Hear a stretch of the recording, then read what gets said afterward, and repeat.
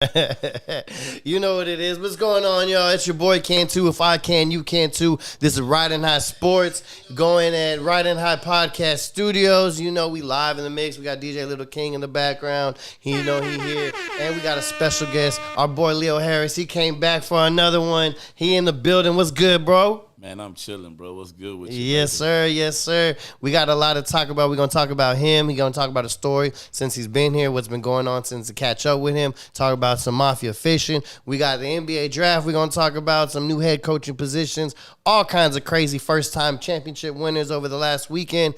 Great show. We're just going to hop right into it. Leo, man, how you been, man? What's been good with you? What's been going on, man? How you been living?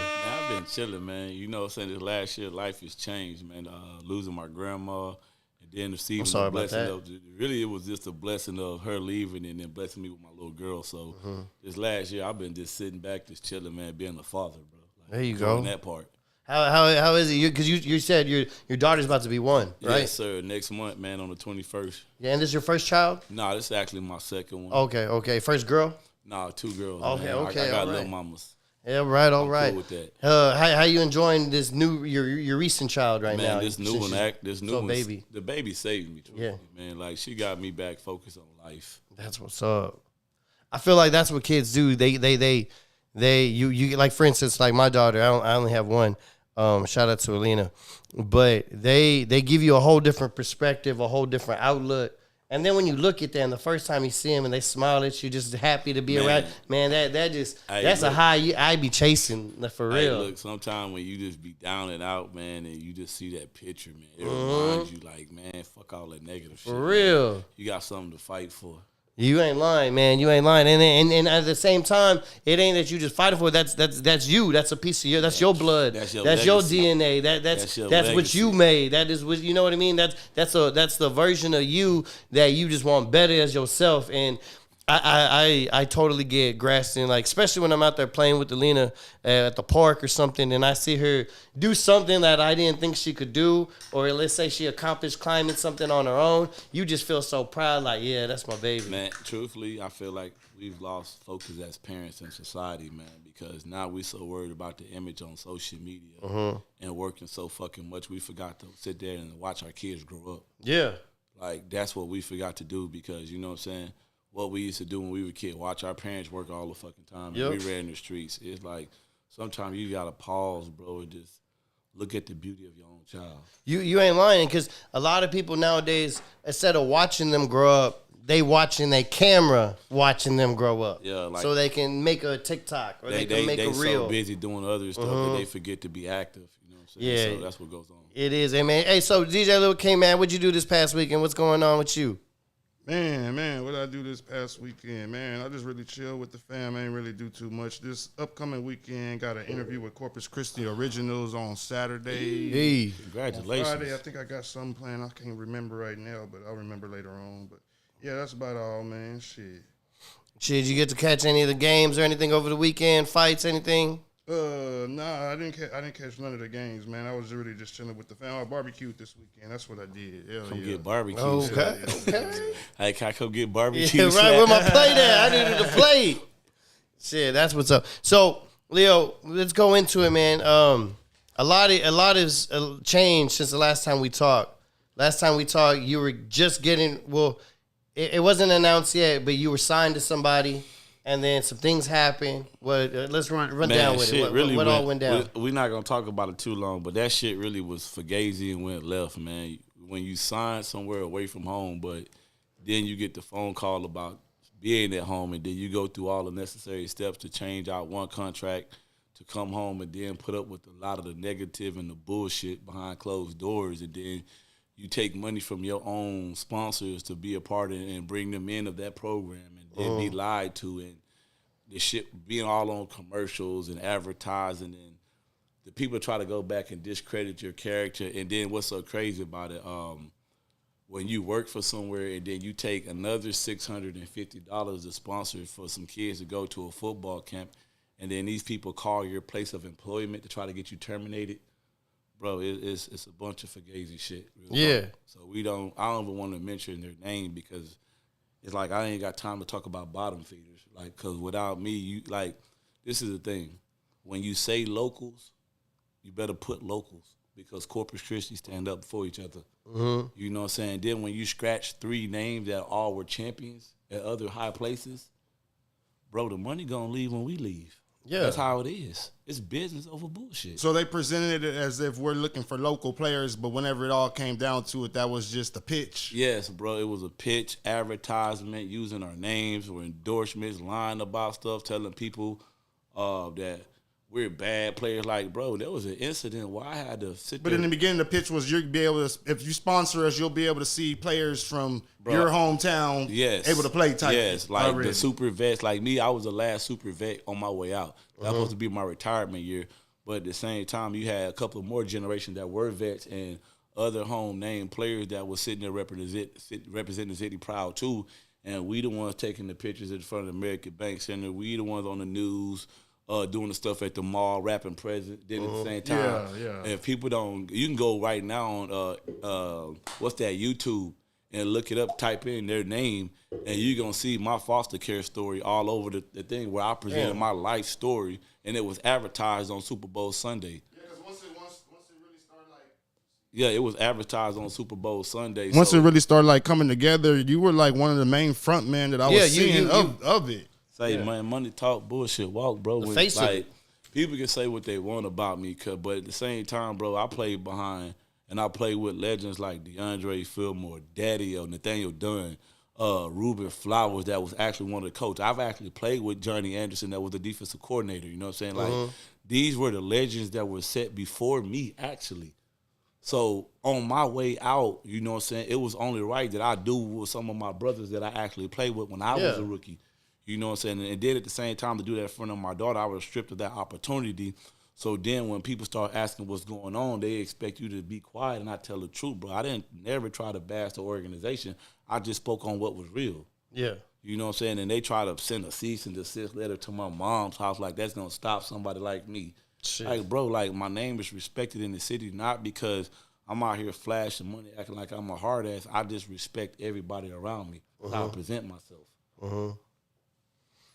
No, you're right, and the way I saw it is they kind of use you as the poster child, or you as the one that I'm gonna be the face of the organization, or your story was what's gonna drive people to come get tickets, or you're gonna see thing, and it feel like.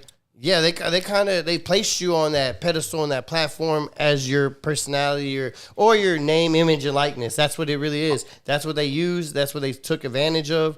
And I feel like they did you wrong in the fact that that was it. I'm gonna hit y'all with a vet move that was taught to me by vets. When dealing with arena football and just NFL football, period, bro, you have to have a vet on the football field to guide the next generation into the battle.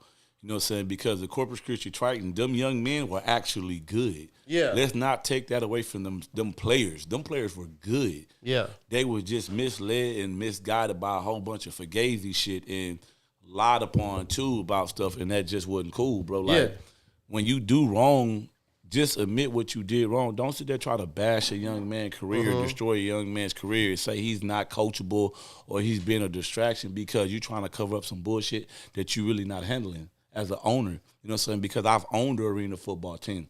I had my struggles too, but we paid our bills. And I still got all my stuff in the envelope in my house where I can post it to prove, like, here go the checks and the receipts. Yeah. Like, you can't lie, bro. Like, no. Then the simple, like, there was a whole bunch of nonsense. Like, bro, it ain't even a point to, like I say, they bottom feeders to me, bro. So, since all this happened and it's all said and done now, is it for sure now you're retired from arena football, there's no more football, or is there a chance that you come back? You got one more season left. Yeah, you got another season left in you. Bro, I really didn't even get the chance to even use my last season. So, therefore, my body just been on. If anybody really pays attention to me on social media, my social media linked to my Instagram. I'm always working out. Yeah, you always in the gym. I'm always I see you all the in time. The sweat room and the sauna. You know what I'm saying? I'm taking care of my body, bro. Like, I'm not out partying and popping pills and just up all night. I allow my body to rest. I take my proper vitamins. I'm not on protein and I'm not on creatine. The shit I'm doing now is all natural. Yeah, and it's a whole bunch of fish that you eat. Facts, that part. I eat more healthy than, you know what I'm saying? Somebody said I look skinny, but I'm 225 pounds. Yeah. At my height, I'm really overweight. I'm supposed to be like 205 if I really supposed to look at it. You know what I'm saying? But I wear my 225 the way I'm supposed to. So, you got another season in you? Man, look here. It's in God's hands, bro. Like, if I get the opportunity to be out there, if I can't, it's one thing I will say as a super vet. If I can't perform at the way I'm supposed to perform to help my organization and my team, I'm not putting my ass on that football field. It's first off, it's going to get me hurt or somebody else hurt, bro, and I'm not for that. I'm not selfish. No. That's what's What do you feel about, like, the players that don't want to give it up to let maybe, like, a younger player, like, okay, this dude didn't make the team because this dude's, and this ain't to nobody specific because I don't know nobody specific that plays. But you really speaking on some real shit because it happens in arena football and NFL and all top leagues all the time. It's all about politics nowadays, you know what I'm saying? Because somebody's name sells more than a rookie that's actually better than that name. You know what I'm saying? That's how it really boils down to. Like, you got to look at that situation too. At first, let's break this one down. When they first home game, they had about 13 in there, maybe 14. After those names left, them ticket sales declined, my nigga. And that's facts. Yeah. Because see, like they say, this is chess, not checkers. When you went to the game, you still saw my name on the dasher pad, homie. And they tried to blackball me. They had a picture of me at the American Bank Center at the last home game, talking about do not let this person in. But what they failed to realize, I brought in Interstate Battery. I brought in my sponsors. So regardless of you not seeing Mafia Fishing, or if you covered my name up, my name's still out there because of these people. See, and that's one thing like that you spoke on real quick, that you said, you know, people's names is what sells tickets. Yes. And that's one thing we talked about it a couple of episodes back. It was a whole Caitlin Clark thing about her not being on the Team USA. Yeah. And I thought they should have, because her name alone is going to bring more people to watch and everything else. That girl jersey would have been the #1 seller of the whole Olympics due to the fact I'm not racist, but her the white community are going to go buy it like it's dope. Yeah. The black people that mess with the girl gonna go buy it like it's dope because she's in the Olympics, bro. You're supporting your country. Yep. Like, bro, it ain't about black or white. The girl can ball. Yeah, and she can't. But she just arrogant as a motherfucker. Yeah. And she getting exposed right now because there's some sisters in the lead that's like, hey, look here, you little girl. We respect your shot, but in this paint, you not a dog. It's big girl stuff in here. Yeah. Just like when Shaq was in the league. Shaq intimidated so many people except for Dennis Rodman. Oh, yeah. But no, that was one thing I said. Exactly. Her name, just her name alone is going to get you fans. It's going to get people that don't even maybe watch it to watch it. Going to get sales that don't sell. Did y'all Google what happened? When they played each other? Oh, yeah. They had to move the game to an actual NBA arena, because bro. There was too many people. That's first time in girls' history. Exactly. Like, so you got to understand, like, the impact give these women they flowers, bro. Like, they deserve it. Like, bro, they shouldn't have to wait to go get an endorsement deal to see millions. No, they shouldn't. Like, get these women their money, bro. Like, shout out, Willie. Like, at least if you set a $10 million cap on each woman that got a name, like, get them girls some. How the old girls say, give me my millions. That get them girls some millions. Man, they deserve it. No, you absolutely right, and that's why I feel that they did the Titans did you so wrong. Because they were using your name, image, and likeness to sell them tickets. Man, me, my cousin AD, and my little bro Darius Dorsey, man. Like, I speak my brother's names because we all kings, bro. Like, you can't. That was a dynasty, bro. Like, and then at the same time, this is one thing that made me laugh about this team. They put out a statement sitting there saying former players are mad because I was told. I was like, look, this was okay. Let's not even say that. Let's shoot the shit what I actually heard. Okay. I was in the car, so an agent was in the car when the owner of the team called them. Yeah. Not knowing that this is my partner. So I'm sitting here listening to this dude talk back and forth, and he said, so what you feel about the vets? Oh, they just was crying that we were getting outworked by the youngsters, the rookies, but at the same time, I go on the phone right now and call one of the rookies that was actually there and put them on speaker. The nigga can tell you right now, shit, OG was out there handling them niggas. But see, this is what the funny thing about it too. So now since we on the broadcast, I can put it out there because they season over. Y'all niggas didn't know I got into a fight with a player, right? No, I didn't know that. And that's how all this shit really personally got started. During practice type shit? Or yeah, what? during what practice. happened? So there was a dude from San Antonio. I ain't got to speak his name, but the nigga he got seizures. So first off, that's already a liability because that dude had a seizure while we playing. We're done. Yeah. So why even had this dude at training camp, knowing that he wasn't gonna make the team in the first place, knowing that I'm a super vet, nigga, I'm ignorant as it is, bro. You're not gonna talk to me sideways like that. Yeah. Definitely when I sit there, won a championship in the city, and I owned the team in the city. First black to do it at that. So the young man getting exposed at when we got the pass one day, talk about the quarterback went on the ball. So, defense, we laugh at him. So all of a sudden, Leo became fuck you hoe ass nigga. I'll whoop your ass. Man, look here, homie. Like I told the dude, and this is what I told him since we on the broadcast. I say, bro, look, talking is cool, but as long as you don't give my personal space, I ain't got no problem. Because if you get in my personal space, you're not going to make it. Yeah. Because now you're in striking distance. I like to fight, homie. I get down. I'm not going to sit there and play with you. I'm grown. Yeah. So all of a sudden, me telling them that came to I was going to shoot the man and threaten his life. So they came up with a weak-ass excuse, but come to find out it's him, the general, one of the owners named Jason, fat ass, and then another player that was trying to kiss ass to make the team, and they all, San Antonio. No disrespect to my homies in San Antonio, but these niggas are hoes certified. Yeah. So after they dismiss me, all this stuff, I'm still a sponsor. I go out there the next week to watch and talk to the owner and get this business going still, because that's when we still had a good relationship. So I'm bringing in this guap. I'm talking to people. I got Popeye's chicken lined up, Wendy's. I got sponsors for these guys to eat.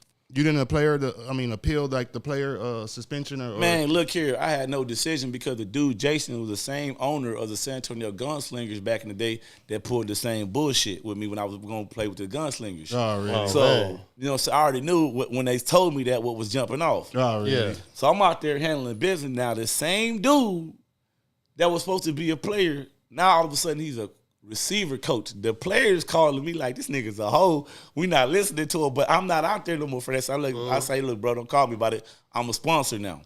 So I show up because that was the day the community go out there. So I'm on some chill shit. This nigga out loud, man, hoe ass nigga, Leo, why you here? And everybody telling him, man, coach, the man ain't talking to you. And I wasn't. So as we leaving, y'all know I got my dunk. I'm with the function, so I'm playing some Mac Dre. And I see one of the homies, I chunk the deuce, and I get to the stop. My little cousin Darius and AD, hey, Kinfo, what you gonna do? Pull up to the house, bet, y'all come on. Out of my side vision, this nigga walking up to my car, fuck you, hoe ass nigga, blah, blah, blah, blah, blah, blah. So I snap, I pull a Leo. Hey, man, look here, homie, I'm not on no football shit no more, bro. You running up on my car, what's your issue? Yeah. Oh, fuck you, hoe ass nigga, I'll beat your ass. That's when we messed up. Like, nigga, you're in Corpus. I'm not sitting here saying this is my city, but nigga, I'm respected in this city for that. So I tell the nigga get to the grass, because first off, I already know he got seizures. I ain't want to punch the nigga, hit the concrete, and have a murder case, nigga, yeah. So when we get to the grass, the nigga talking, I'm slowly sliding up on him. I step on the nigga foot, knowing he didn't want to fight. Nigga, I punch him. Man, basically the fight didn't even last. Man, I'm working this nigga. Then the owner throw me off of him, and Leo, chill out. I get in my car, burn off. Man, long story short, it was just a whole bunch of fuck shit in the beginning, bro. Lies after lies. And then they try to go back and write a statement on social media trying to make themselves sound good. But when you're not really getting likes, the city's seeing through your bullshit. That's just like the last game they had with the breast cancer. Come on, man. How you mess up and do them people like that? So what I did is, so this is where it get real spunky. If y'all notice my last page and stuff with those little Mafia Fishing second annual stuff, that's the same company that it got messed over by the Tritons. I partnered up with them. You know what I'm saying? So what I did now, and this is going to be announced for the first time. I'm paying for an order of 40 dry fits in pink for breast cancer, but I'm not taking none of it. I'm going to leave it to that same company that got messed over and let them sell the dry fits and keep all the profits to donate back to the women with breast cancer. You know what I'm saying? That's how I move for my city. Yeah. So when somebody sit there and try to beat me at a game, you got to understand I don't play checkers. I play chess. You know what I'm saying? I let you think you're making the right move, and then I'm going to go execute off your mistakes, because you don't do nobody bad like that in Corpus. No. Bro. Like, we are a city that actually has to start standing up for each other. Can you explain if you know specifically like what happened with the breast cancer shit? Because I so basically, saw it on Facebook. So I played arena football. So this is how it goes. So normally, I don't like involving this man and stuff because he's changed his life. But Chad Dittman, what this man and race the piece to Robert, what they used to do is order the pink jerseys for the fans first. We wouldn't even get ours until probably the week of the game. But the fans' pink jersey was already there. So when you're arriving in the stadium, if you paid for a jersey, you had to go see Chad. And he gave you your size, or Robert gave you your size. So the jerseys were already ready for the fans. There's no way in the world you're sitting there advertising, we're doing fan pink jerseys and duplicates of the player that you like, and you're selling it. But the day of the game, you don't have the jerseys for the people to wear. That's false advertisement, bro, on all type of levels. People were mad about that, and then come to fact, some people still ain't got their jerseys right now. Because I think, if I'm mistaken, and I may be wrong, but it looked like from what I saw on Facebook, it looked like it came to the point where they were going to take the players' jerseys and start giving the players' jerseys to the people just to fulfill those obligations. Yes, bro, and this is what's so cold about it. What y'all don't know, one of the owners owns a jersey company. Oh, shit. That's the bullshit about it, dog. Like, so they could have had that shit. Bro, like, how you own a company that you're making all the team's jerseys and you making all the apparel for the team, but you can't knock out these pink jerseys for the people of the city? That's wild. Bro, come on, bro. This is chess, not checkers, bro. You can't beat me at my own game. So now that you've done with everything, contract-wise, you have no more obligations. Man, you have no obligations look, with bro. them. Everything's cut loose. Put like this, I pulled so much, like, I can really speak on it now since all the shit is done, like, truth be told, bro, like, I had so many people call me about that organization, and I spoke the truth, and these people pulled out their money. Like, I would hate to see somebody destroy a business, but at the same time, bro, when you come to Corpus, bro, you better respect Corpus. Hell yeah. That's what I've always felt. Don't come and look at us like, and I say that sideways. And I say that shit with a lot of pride, bro, because I've been here for almost 27 years, bro. Like, this is home, homie. My daughter was born here. So when you slide through this city, understand, like, bro, I got a lot of love for everybody, north side, west side, south siders, the Cottonade, the Quades, wherever you at in Corpus, I fuck with everybody with respect, bro. So when you do somebody bad like that in my city and I hear about it, bro, I'm going to stand up with my city first. I don't pick and choose sides, homie. Like, I'm going to ride with mine. Yeah.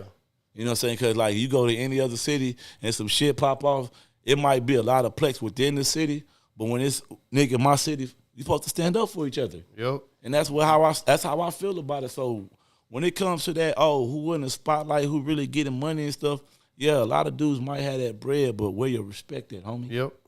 Yeah. Now you speaking the truth right there. That's all facts. Let's jump into the Mafia fishing. Yeah. Yes. So what's going on with it now? We got I know you also got an event coming up, but since the last time we talked, how's it grown? How's the business doing? How's Mafia Fishing happening? Give us a quick rundown of how you start. For the people that didn't see none of the first interviews we did, give them a quick rundown of how you started it. 2019, I lost my biological mother. I was in Mexico playing football. I broke down, but I didn't really break down. So when I hit the water, when I got home, I didn't really want to be bothered. So I was really lost because, you know, like my biological mother, I didn't get to close every chapter of the pain like I was supposed to. So when you got to go visit God and get this off your heart, I had to ask him what to do next. I'm a Pisces. I was born in March. My sign is the fish. I like swimming. I was on the diving team in high school. Like, I like fishing that much, so I've always been good at sports and just being good with my hands. So that day when I asked God what to do, it's like instantly I hooked up with a red fish. And I said, man, I want to do my own fishing. But I was inspired by two other people, my boy Steve Cardenas and my boy actually Pete Solis, Pete Solis.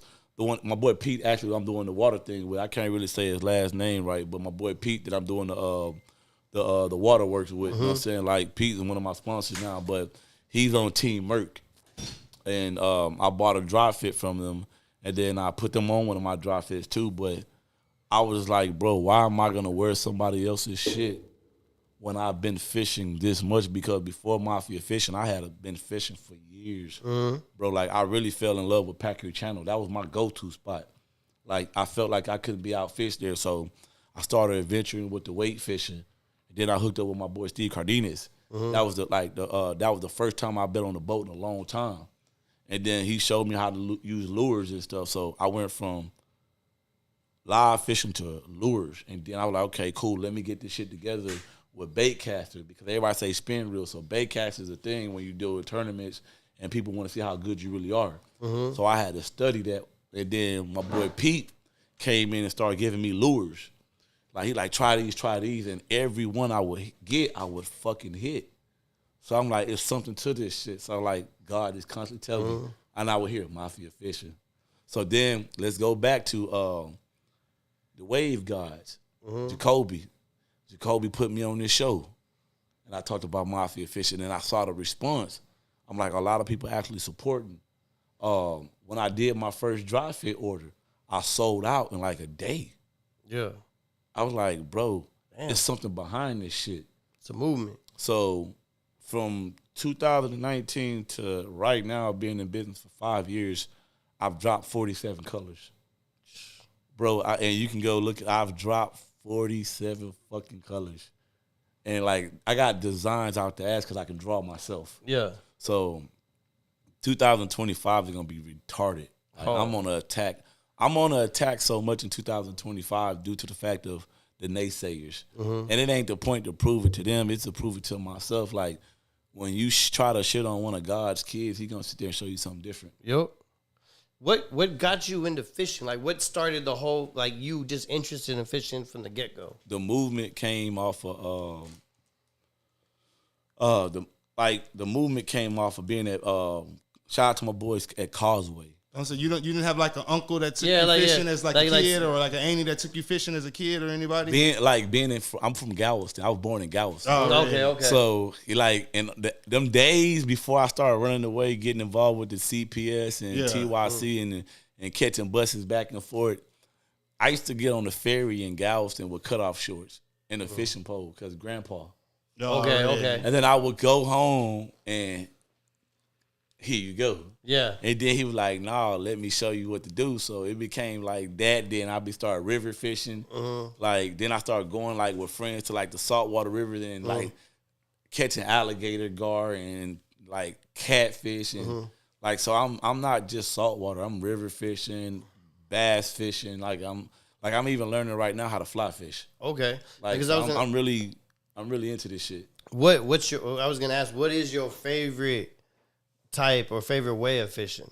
What, being in the water? Just being wave fishing, bro. Like I'm at peace. Like, so you think fly fishing gonna be really good for you? Man, look, put it like this: no matter, like, I would tell anybody that wants to find some type of peace, just try to go fishing one time.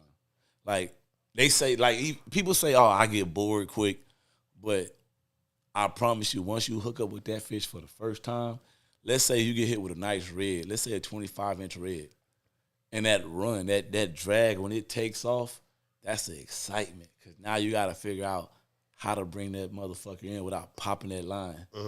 Or letting it spit the hook out. Yeah. Or getting caught up in something.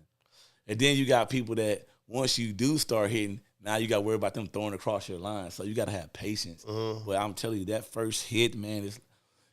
Hey, how they say, like the crackheads say, that first hit is like they come back for the base. I went back, bro. No, see, I've done deep sea fishing. Yes, I've done that. I've done that. And I enjoyed it. It helped, you have a guide and they take you to spots where you're gonna hit. But when you get you put that line out there and you get one of these like kingfish or a mackerel, hitting at 40 miles per hour. And it's taking you a good 20, 30 minutes to reel it in, and it's bringing you around the boat, and you pull it out on that good 48-inch, 52-inch Mac. Man, and it's a workout. And then the crazy thing is, me and my brother went out there for my birthday. We went deep sea fishing, and one of the very first lines we caught it about 30 minutes. We huffing and puffing, and the captain right next to us, he goes, well, what the hell are you waiting for, man? Go ahead and do it again. You ain't pay all that money just to catch one. Man, like, I've been deep sea fishing on jet skis, man. Like, shout out to Albert from Team Hard Life right there off of Greenwood. Like Albert's a former Marine, like, and I'm a Marine baby. My biological father is a Marine, so the connection that me and this man had, I worked for him. So I learned a lot of stuff, how to build shark lines, how to pull like, if I go online and order the stuff to make my own leaders, I know how to do it stuff. Like, I learned a lot of stuff before I started actually like making my own setups and so like I got my own setups. I built my own Carolina rigs. I built my like everything, bro. I don't have to go and really just purchase shit. I go on Amazon and just buy my strings and my hooks and my clamps and do my own damn work from now on. Like I don't have to buy nothing, but I still go to these places to show support to people, bro, because I'm not bigger than nobody. It's a brotherhood in that fishing world, and I enjoy that, truthfully, more than I enjoy the brotherhood I got off of football. Gotcha. Because it's honest. You know what I'm saying? With football, it came a lot of people trying to snake their way in position. With fishing, I feel like people just want to get to see you and do better. And just build yourself. And you compete. You're a competitive fisherman. I'm very competitive. People are just as happy to see you catch that big fish as if they were yes, catching bro. it on their own. Bro, like when I post pictures in TikTok, bro, like, man, it be people on there like I don't know who the fuck they are. They message me like, bro, and now I'm starting to even get boxes and stuff sent to me. Hey. Like I'm starting, but what I do, I got a team. Like one thing I'm gonna say, it is not just me. I got my brother Q, I got my brother Mush. I got my little cousin. That just joined. Like, man, his birthday too was today too. So, you know, Ken Frank, shout out to you, man. Man, like, I got my boy Eric. Like, I got my boy CJ in the Valley. Like, I got Mafia fishing in San Antonio and Mafia fishing in the Valley now. Like I'm moving in areas now. I'm not even playing. Like, I'm getting ready to put my merchandise in these stores up there. That's what's up. Now you got an event coming up. Yes. Let's talk about it. So last year I did my first annual Fish with the Community. You know what I'm saying? Where it was just like I got the Black Chamber of Commerce come in, and then some of my sponsors come in, and I bought fishing poles, and I fished from the Red Dock, and I gave away fishing poles, and I paid for everybody's entry fee. Like I paid for their $2 pass and their live shrimp. Like so, I just wanted people to get out the house and just be a community again. So this time, I'm doing the same thing, but this year now I got dry fit shirts.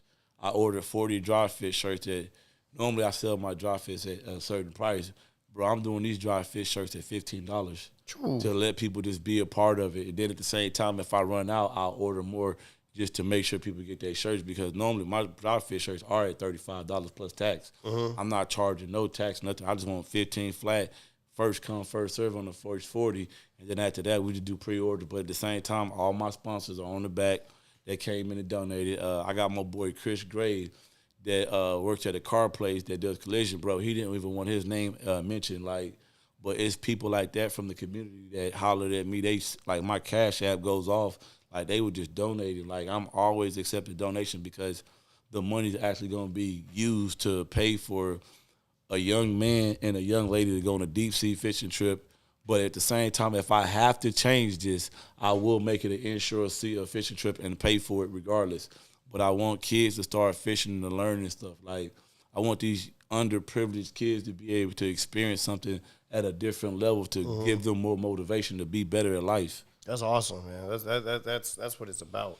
You know, just showing that love and that movement. And real quick, people. Like I want to give a shout out to Daddy Cree, Jacoby, Cash Money Vibes, Big Will, all the people that's basically that like a few years ago, that's where a lot of this movement started. Like a lot of small business owners start actually speaking and holding events like what's the car club, Finders Keeper, Jaron and them, shout out to them too. Like it's stuff like that, bro. You have to shout them out, support DJ Fame, like Bill and Bill. Like Bill got all these accomplishments and graduating school and doing all this stuff, bro. We gotta show love to each other first. You know what I'm saying? Like it ain't about one man being in the spotlight, bro. If I could sit there and be on everybody's platform to cross promote, it's somebody that might like something that you got going on that's gonna see it through my page, or somebody on this page like something I got going on. You gotta spread the love and be willing to give it up, bro. Like it can't be selfish. You know, you're totally right about that. Especially, it's and you know it's crazy because a lot you see these things all the time that pop up. It's free to like, it's free to share. It's free to talk about it. You ain't got to pay to do any of that. Ain't saying go out there and you got to buy everything they drop. But man, it ain't nothing just to repost. Ain't nothing to like, share. Man, look, and just talk about it. I'm gonna hit it where it hurts it. Motherfuckers can go spend $1,000 to see Beyonce and shit in Houston, but you can't come to a free event to get your kids out the house to teach them a trade. For real. Because this is my thing. Like, oh God. If I give your kid a fish, he gonna eat for that moment. Mm-hmm. But if you teach that child to fish, man, he can take care of his whole fucking family, bro. And that's basically what I'm doing.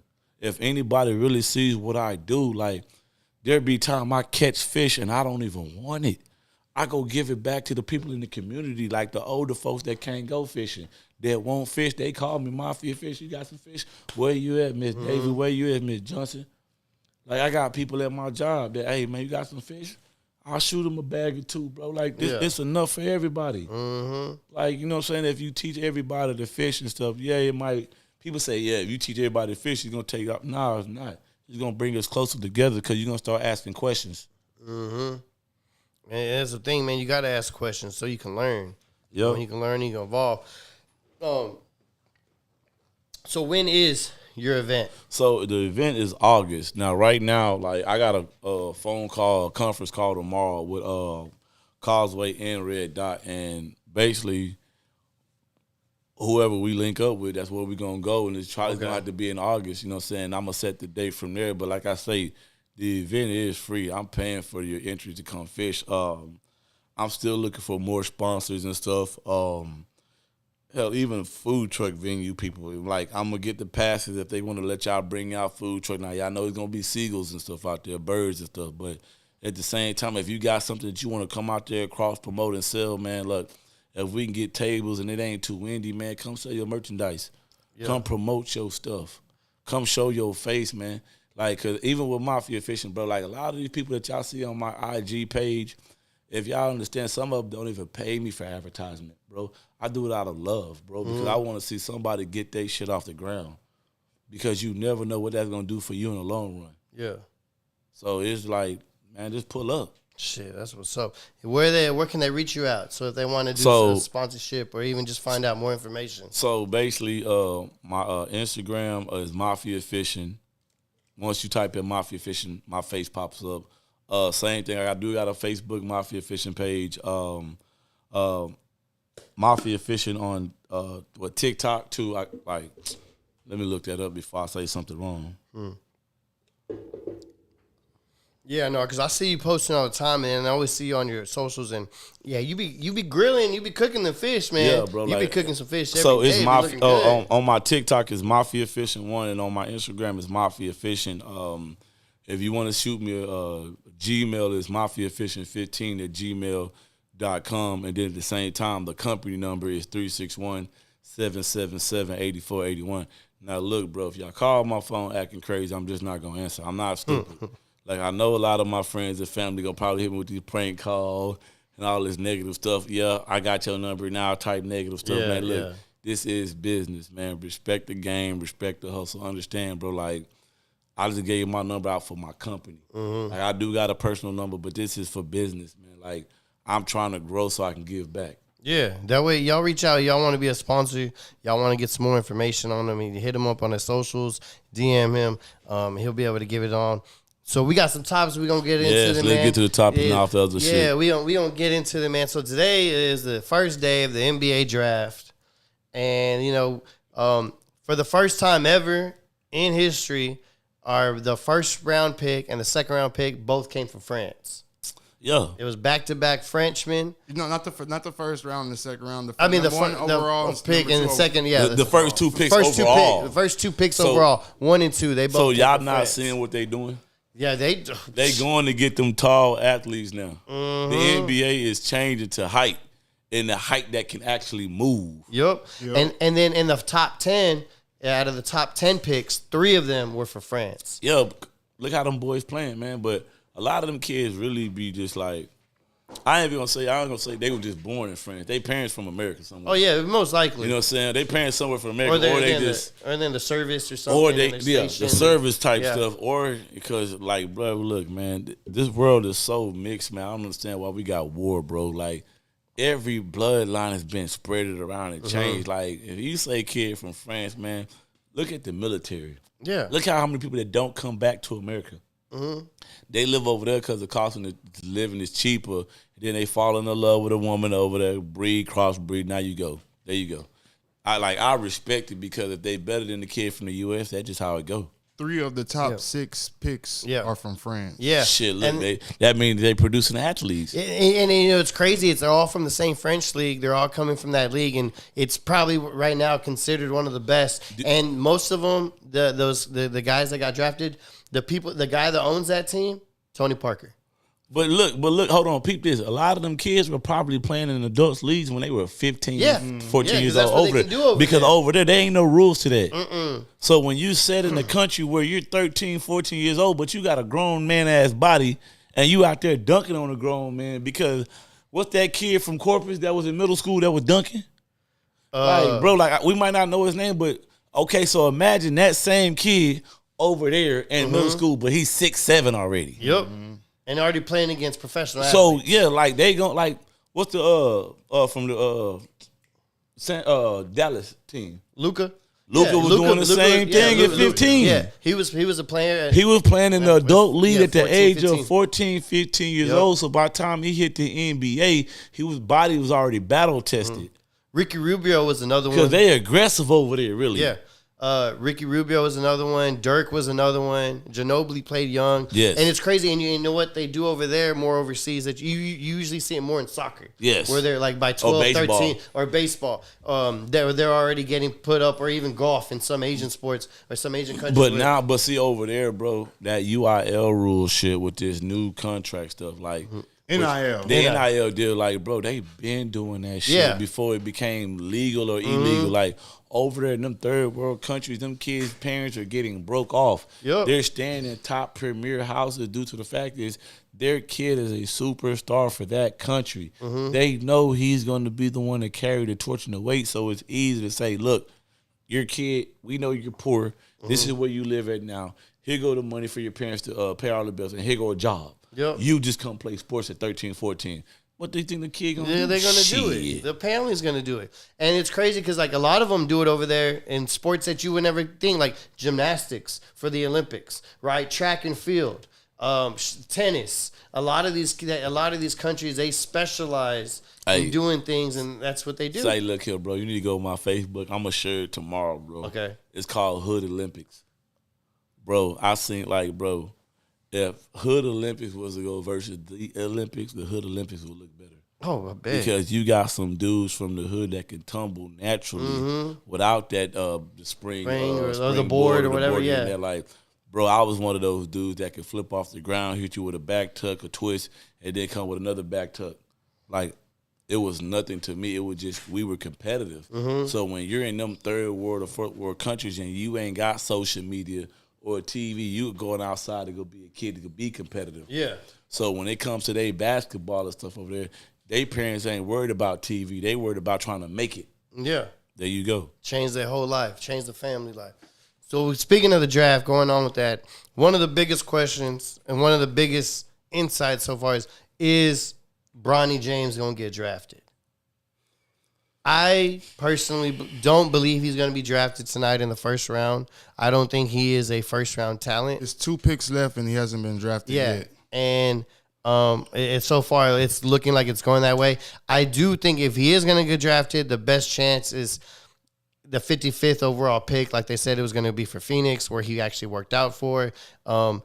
Or he's going to the Lakers to go be with his dad. 55 pick is the 55th pick. Is it the Lakers? Yeah. It would be the Lakers. Look here, man. If the Lakers got the 55th pick, that boy is going to end up going possibly that pick. Yeah, that's what it looks like Phoenix has traded out. Okay. And that's just what it is, man. Like, they trying to do what Ken Griffey Jr. did with his dad. Yeah. You know what I'm saying? But that's going to be, what, is that the first son duo in basketball history? That's what I believe. So there you go. You know what I'm saying? Like, I don't even, is Ken Griffey and his dad was the first to do it in baseball, I think, too? Yeah, they were. So now you go, like, LeBron and his son just got on that platform. If it happens, he's going now they're in that platform with Ken Griffey Jr., one of the all-time home run hitters. Yeah. Like somebody I envy my Hall baseball game off of. Yeah. Like I played baseball like Ken Griffey. Like I'm a left-hand batter too. So it just comes down to it. Like, bro, people knocking the kid because it's LeBron kid, but the kid can actually hoop.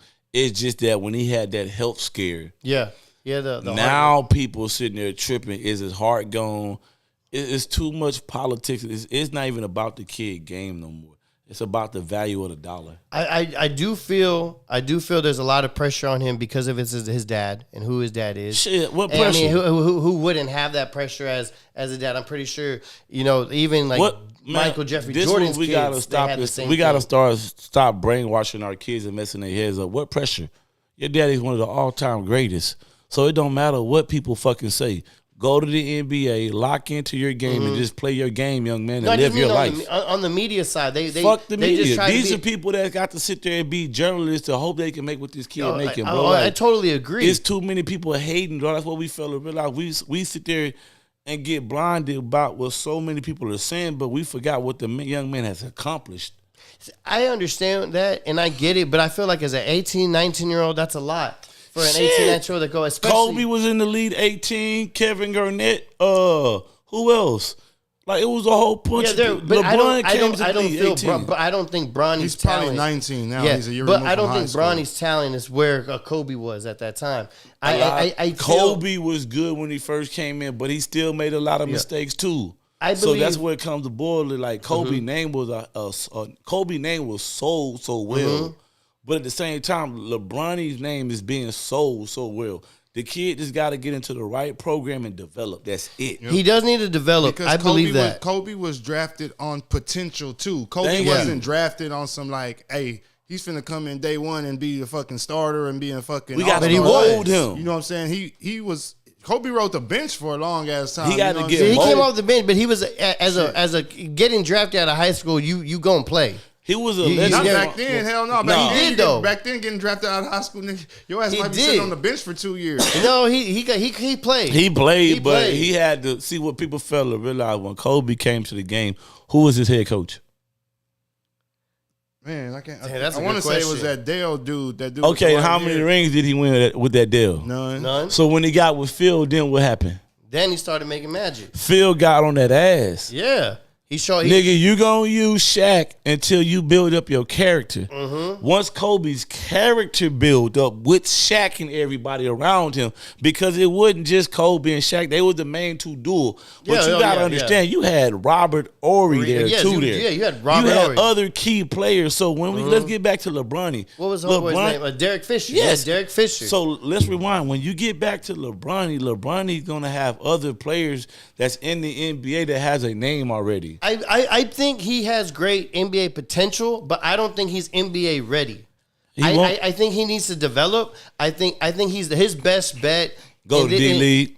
And I'm saying, D-League. But I'm saying, I don't think he's gonna get. I don't think if I was a GM, I wouldn't waste a draft. They gonna to put look him here, there. bro. They gonna draft him because of the money and the potential. And let me read you Kobe's first 2 year stats. His first season. Read that shit. First season, 96, 97. He played in 71 games. He only started 6. His second season, 97, 98. There was 6 man. He played in 79 games and he only started 1. But what did he average? He averaged 15 minutes a game. His so he was coming off the bench. Rookie year, he was playing. His second year, he averaged 26 minutes per game. What he's accomplished so far at USC, because we're looking at the draft, right? Right now at USC, he's still not even the best guard. Understand? You got Collier that's still waiting. I don't know if he got picked. He just got drafted. He just got drafted. That was the best guard at USC for NBA ready. Look, I think he needs 2 more years of development, and then he might have a shot. This is the mindset to be an NBA now. player. This is the thing now. The mindset of the young man has to be killer instinct. If he don't have a killer instinct, he's gonna sit there and take some time to develop. He's not gonna do it his first 2 years. Oh no. He's not gonna do it his 3rd or 4th year. But that 5th year, if that kid's in the NBA still and not getting fucked over due to the fact that you ain't hit by the 5th year, by the time it's 5th year, that kid gonna be shaking the shit out. But see, people fail to realize LeBron ain't the coldest brother. The little one. The little one is I think he's the best one that player. actually look like his daddy got a daddy figure. That's the one that people need to be watching. He's the beast. LeBron gonna get into the league because he's LeBron James. And that's what I'm saying. I'm not saying he's that's not an NBA LeVar player. Ball's boys. They got to the league because they dad. like I'm not saying he's not an NBA player, but I wouldn't waste a draft pick as a GM. It ain't really a waste because you're gonna make money off of merchandise. But you could also do that as an unsigned. You could do that as an undrafted free agent. This what happens though. Let me break it down to you. When people do gamble like that, they might go overlook this young man. Yeah. Then you gonna go draft a nigga that's gonna get hurt that you ain't gonna make no sales off her. Jersey ain't gonna move a dollar. And I understand from a marketing standpoint, like he's a great sale. If they draft Bronny James tomorrow at that pick number 55, they're probably selling at least 50,000 Bronny James. Easy. Yeah, without a doubt. So what? So you go get another Negro or another dude that don't nobody know, and you take that pick, and then he gets hurt at training camp. Who's gonna buy his jersey still? Even with LeBron hurt, they're gonna still buy his jersey. I totally get that. I understand the marketing side of it, but I just didn't think he was a first round talent. Sometimes, obviously he's not a first round talent. Yeah, and that's what I was saying. I honestly did. I think he could be in the NBA. My whole argument was Boston takes him with the last pick. My whole argument was I just don't think he was going to get drafted. I just don't believe I would waste a draft pick on him. Nah. I think an unsigned free agent, like that's going to give me the same amount of sales, same amount of things without wasting a pick. More value. He has way more value from a marketing standpoint. If he's drafted than if he's signed as an undrafted free agent. This is how you do it, bro. If he's drafted, you look at it like he's going to get a chance. If an undrafted free agent could be signed and waived the next week. This is what people fail to realize. If you draft a young man, the commercials, the advertisement, in the Lakers stuff, how much money that them people are going to make is going to be outrageous. So who owns the Lakers now? The daughter, right? Or somebody? It's still the bus trust. It's still the bus family. So what you fail to realize, that woman loves LeBron. She does. You think they not gonna take that kid for money? Well, see, that's what I'm saying. So what I was saying, hey, run that bag up. To make LeBron happy. Run that bag up. But what I was telling like King earlier, I think now they have a better chance as JJ Redick as a head coach of drafting him because he comes from an JJ Redick got a ring. JJ Redick, no. Okay. He don't got a ring. He was in the league for 16 years. He got enough experience to know what to do. All 15 out of the 16, he's been in the playoffs. Hey, look, I feel bad for Dallas Mavericks, bro. He played for a lot of great coaches. He played for Coach K, played for Doc, played for something. He's a great shooter. I think he understands the value of role players. Facts. Coming from where he's played and where he's gone to school. And I think that would be the biggest bet if they want to draft on the 55 pick. If they get...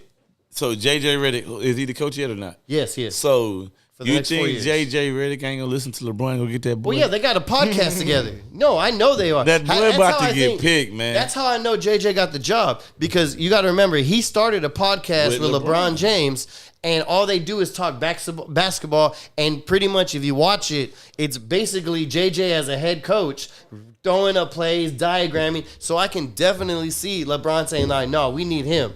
Because when LeBron played for Coach K in the Olympics, he said that was one of the best coaches I ever wanted to play for. So, and who played under him? JJ Redick. And he's always valued his game. And the next best player, the next best coach for JJ Redick was Doc Rivers, another person that understands how to put people together and roll them into what they need to. And I think that would be the biggest bet. That's the best bet for the Lakers if they do draft him because J.J. Redick's now the coach. But you know if they get LeBron James' son, he's not going to hit the court the first year. Because he still hasn't signed because they offered him three more years, and he hasn't signed it yet. See, this is the thing. If they sign his son, he's going to sign those 3 years. He's going to sign them 3 years. But LeBron, the son, basically going to go into the Lakers training facility, and they're going to put him through all those workouts the whole time. So by the time preseason comes, he might hit the court once or twice just to see what he looks like. Yeah. If he's not ready, they're going to bench him and he's going to go right back into the thing. They're going to demote him right down to the G League. Yeah. I think he has a better shot of getting picked up without getting drafted. I'll say go G League half a year. Yeah, see what he looks like. If he can handle that, he needs more development. He does need some development, but also at the same time, we don't know his condition with his heart still. Oh, yeah, that's the whole thing. And that but at the same time, like you were saying. What if he gets out there with them NBA players and he holds his own? That's what I'm saying. Or he don't. We don't know until you put him in there, right? Same but thing I think him and the Redick situation is almost like it's the same. It's the same thing. But the only difference is one's a player, one's a coach. I didn't see him as a first round draft pick. I don't see JJ Redick as a first round draft, but he was. I'm saying as a coach. No, I understand that because he wasn't even their first pick. You know, because a lot of people, because like there was a story earlier. A guy put $500 thinking Bronny was going to be the first overall pick, and he would have made $125K. And I was like, man, they're just going out you just because he was just threw away that money. Some people got money. That's what somebody said. He should have just gave me that money. That's what I be talking about. When niggas got money that don't support the right shit, but go blow money on dumb shit. There you go, prime example, bro. So we're gonna go into this next topic. Next topic, man. So shout out. We got two teams we're gonna talk about: the Florida Panthers for the NHL, and shout out the Tennessee Volunteers for college baseball. Over this past weekend, they both won their first championship. The Tennessee Volunteers won the College World Series against A&M. 2-1. Back to back. Back to back. They went into a 3-game series. They took it, and then the Florida Panthers. They took a 3-0 lead against the Oilers, and then the Oilers came back 3 games straight. And then Game 7, the Panthers won. Both organizations won their first title ever. First off, have y'all ever ice skated? Yeah. That shit is amazing. It is fucking crazy. It is fucking fun it's like, because you know what I like? You feel like a kid. It's still cool. Yeah, when you sweat, nigga, it's cold out there. It's still cold out. But it's just the whole point of falling and feeling like a kid again. It's cool, bro. But it's fun to skate. Cool. Like back on the subject, as far as the organization, man. Shout out to them, bro. Shout out to them. It's great to win a championship. I know what it feels like. I've won a few of them. But that's what he wants. That's a specific question that he wants to ask you. Yeah, that's what I was asking. What's more important? Not important. I would say what's more difficult. What's more difficult? Winning your first title or trying to repeat the success of already winning a championship? Man, truthfully, going back to back. Truthfully, the back to back is just the butter, but that first one's a motherfucker. To be in the organization and take you're trying to get that first championship out the way, bro. When you get it, that's the sign of fresh breath air. Like, okay, I got out the way. I know what it took to get there. Now let's strap up and start working again to go back. Yeah. Let's move some of these bad pieces that we had and bring in better pieces. At the same time, make sure the pieces that we had here are on the same page still. But see, a lot of that gets interrupted with organizations when you win championships due to the fact the money increase. Yeah. Because like you say, in the NHL, yes, sir. The baseball, the hockey, the money, the sponsors, the endorsement, when your team wins the title or the cup, that $1 million bonuses and stuff, they start handing out players and stuff. So now you got to understand the rings, the money, and then now what players are walking away from the game. Yeah. Because now that's true. You got to replace those Wayne Gretzky type players. And then once I know about Wayne Gretzky. Them Kings, boy. Yeah. Say, look here, boy. But what you're referring to pertains to any sport. Though. Yes, period. You win that championship. Some dudes, they might be 38, 39, they out the door, bro. They got what you know what I'm saying? They got what they've been fighting for. So it's like now some of that legacy is gone. So now you got to feel like, shit. That's like with y'all. Okay, damn, my dog gone. Now I got to bring in this new dude, teach him our ways, and hopefully I can trust him, and hopefully he gets the same understanding. Because you got dudes that come in the program that, they might understand the program, but they got their own personal problems that are distractions. Yeah. Or the way their lifestyle is, or what they do on social media. Because being a professional athlete, bro, like, I go through hell being a business owner because social media, we can't react to everything that we want to when people talk negative about us. You got to sometimes bite the bullet and just say, fuck it, I can't say nothing. But, man, to be attacked by media every day and deal with that type of stuff. So when you replace somebody, you got to understand, you got to check all that. That's like with the NFL at any higher level now. They do IQ tests on a lot of these players, and people don't know that. They put them through mental valuations to see where their heads at. Because look at all these superstar athletes when you give them that money when they're young. Crashing their cars, killing people, overdosing. investing their money with the wrong people, owing people back in the hood. So you got to break all that down. So when you get that first one, it's like, you know what? Amen. Yeah. I got that one monkey off my back because to go back to back is like, truth be told me, who gives a fuck? I got the first ring. I can go somewhere else and get a ring. I ain't got to do it back to back here no more. You know what I'm saying? Like I got 5 of them. So I know. Like I got 5 championship rings at different organizations and shit. So it's like the team I'm loyal to right now, if I was to go back and do any type of football, is the RGV Kings. Like ranked number 1 in the nation for 8-man arena football outdoor. And we challenged the Corpus Christi Tritons, but they overlooked us to play our little brother team type shit because we were really the original Dorados from the RGV. So it's too much experience out there. Like niggas tuck their tails with shit like that. So I'd rather get that first one out the way and get that monkey off my back the first time. Yeah. Yeah. No, and you know, I agree. I think that first one, there's more pressure, and then there's more just to like that you can do it.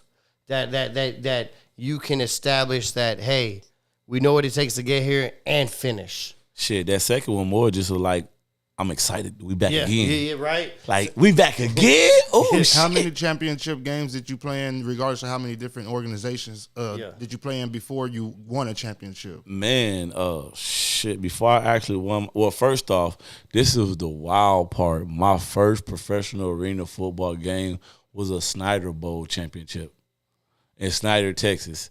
We played against, I think, Amarillo Rough Riders. For the championship? Yeah. How was like your first game? Yeah, that worked. Because this is how it happened. I was with the Hammerheads. My cousin Stevie was the head coach. My boy A.C. Williams and LaDan Marshall were the coaches. So I finally made the Hammerheads. I'm lit. Like, I'm out there, nigga. Like, yeah, but you hadn't played a game yet. But I ain't played the game yet. So I'm like, fuck. So they like, nah, nigga, you not going at this jack linebacker because we don't know what you're going to do. You going to go on kickoff. So on kickoff, bro, I had every last fucking tackle. So after that, they was like, yeah, nigga, because we scored a lot that game. We won the Snyder Bowl. Like, my baby mama got the coin at the house for my daughter. I gave all that to my daughter. So, man, bro, like, it was crazy, fam. Right. Like, it was just, to experience that championship, my first time ever being in the Hammerheads uniform, I was lit. I was like, all right, I can fuck with it. So then once we got to the actual season of the Hammerheads, I went stupid my first year. So we had a problem with the organization, and we changed the name to the Fury in 2000 and what year was that? 2013. And the funny thing about it, the head coach of the Tritons was the defensive coordinator. Oh, shit. For the Fury. Yeah, our first year when we went to the championship, and guess what? The motherfucker set me in a championship game and we lost. True. And he put a fucking DB at linebacker, bro.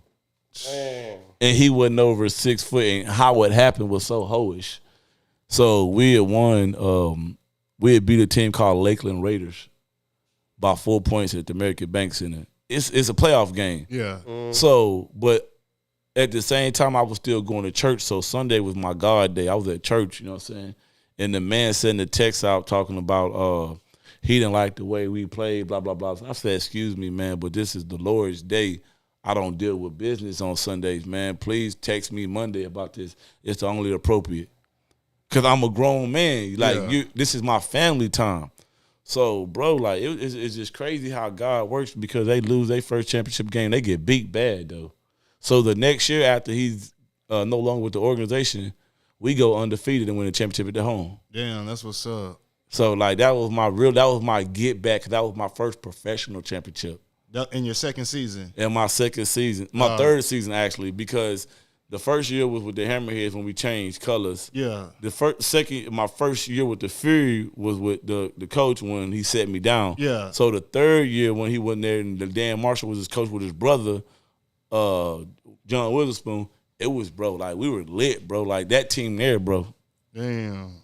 Hell yeah. That's what's up. Shit, what else you got over there? Shit, I got one last little topic we're going to talk about before we got the Olympics coming up. Oh, man. But I want to give a shout out. There's 2 Texas swimmers that qualified for the Olympics. That's what I'm talking about. They went back to back, 1 and 2. Current and former, but they both went to the University of Texas. Aaron Shackwell, Carson Foster. Man, They congratulations. They to y'all. ended up finishing 1 and 2 in the qualifiers, and they're going to both compete in the Olympics. And they both went to the same school. It's one of the first times it's happened where you have 2 college kids, like right out of college, the other one's still in college, both on the same team, finished 1 and 2 on the qualifiers to be on that team. And shout out to them because they're barely in their 20s, and they're about to represent not only their school but the country and the state of Texas in swimming. And since Mike Phelps, you didn't really hear anything about swimming. Man, so this is kind of cool Phelps. to say, like, we got 2 Texas kids that are about to do some things in the Olympics in Paris for us. Hey, man, look here, man. Times has changed, man. These athletes are more after it. Mm-hmm. So to see 2 Texas kids to do that, man, congratulations to both of them. And then shout out to your girl that she be like Richardson. Hey, man, say that's a dog. Hey, look, man, somebody give me her. Somebody figure out how to give me her Gmail or message her so I can go ahead and shoot her a Mafia Fishing shirt in her size so she can rock that one time. You know what I'm saying? It's on me. I'll mail it to you for free. Just let me know what color and size you need. If you want me to design you one, I got you type shit. Shit, that's what's up. That's what's up. Man, before I leave, man, shout out to my boy Raymond, man. R.I.P. to my brother, man. We lost him from Top Notch Exotic Bullets, man. Like, his rosary was today, his funeral was tomorrow, man. Anybody that actually close to that man that didn't know, man, like, just pay your respects, please. That's all I can say. One more time, man. Where can they find you again? Man, let's go Facebook, Mafia Fishing, or just one of my Leonard Harris Facebook pages because everything's linked together. On Instagram, Mafia Fishing. On Twitter, Mafia Fishing. YouTube, Mafia Fishing. Everything is just I'm copywritten actually now. So if you go to Google and type in Mafia Fishing, everything pops up now. Like, I'm actually legit in the books, bro. Top dollar. When they say put your money where your mouth is, I invested into it. And you can also follow him, and he makes some good food. He can show you how he cook his fish. If y'all need fish cooked, I got a. Say, look, real quick before we leave, I do got a cookbook coming out. Hey, that's what I'm about to say. I'm working on my own Mafia Fishing cookbook. You jumped the gun. I wasn't even supposed to be talking about that shit. Yeah, that's how I be paying I know you attention. said you had some shout-outs. Go and give the shout-outs before we get up out of here. Hey, man, shout out to the whole Wood Boy family. You know what I'm saying? My brothers in there, Maestro, Dabada, King Rich, Slow to Poke, man.